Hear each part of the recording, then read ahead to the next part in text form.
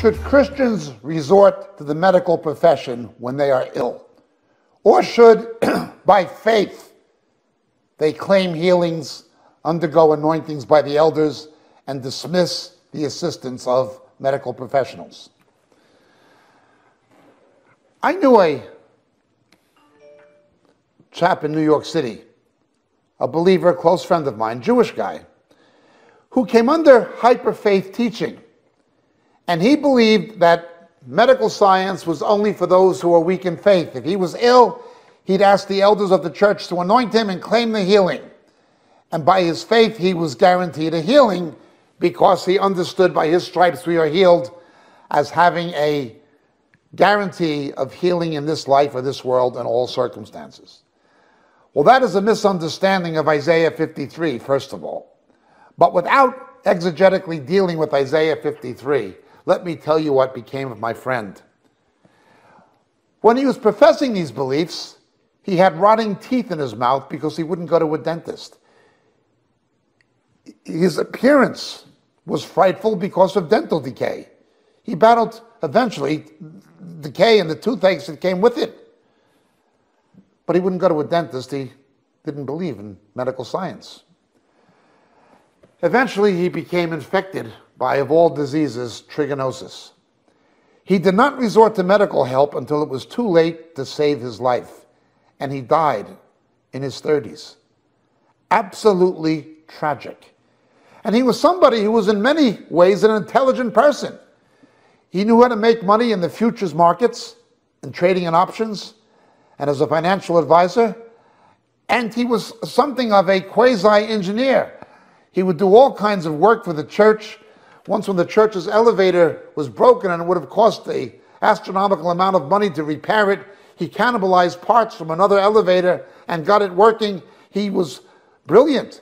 He took the heat from the air conditioning system and used it to heat water for the church. I mean, he was quite clever mechanically and electrically in manual work with his hands of a technical nature. And he was smart in finance. He was not a stupid person by any means. And he was biblically quite knowledgeable. But he subscribed to these crazy doctrines. And they killed him. My people perish for a lack of knowledge. Now there's a broad meaning to that verse, but he was a case where he perished for a lack of knowledge. Medical science, genuine medical science, and faith in Jesus are not competitors.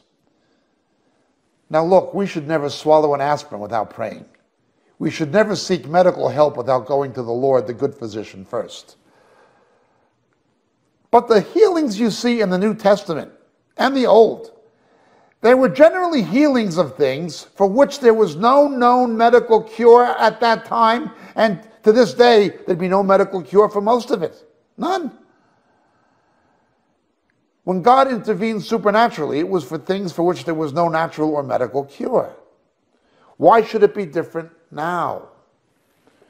We might expect to see more medical miracles in the third world, where there's a lack of physicians, hospitals, medications, and so forth. I do firmly believe God answers prayer and he can heal people. I believe in praying for the sick and anointing with oil. I believe in all of that. But such things do not operate to the exclusion of medical science. Luke the evangelist was a physician.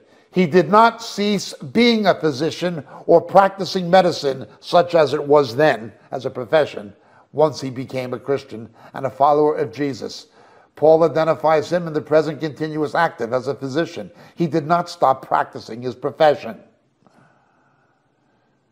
Jesus used the example of the Good Samaritan, rendering medical relief and assistance to a trauma victim on the Jericho Road. Jesus used it as an example of what we should be like. I know people who are medical missionaries in the third world taking care of sick children and so forth. In Africa, the Philippines, God bless them. The Lord called them to that. He placed them in their profession. I had a dear friend now with the Lord who was a Christian obstetrician. He notoriously fought non-therapeutic abortion within his profession and paid a price for it. Forced into early retirement as a result of his stand against non-therapeutic abortion. He was a voice. The idea that medical science is incompatible with faith in Jesus is complete and utter nonsense. It has no basis of New Testament support whatsoever. However, I am speaking of mainstream, credible, authentic medical science. Medicine, dentistry, that is stomatology. I'm speaking of osteopathy. I'm speaking of pharmacology.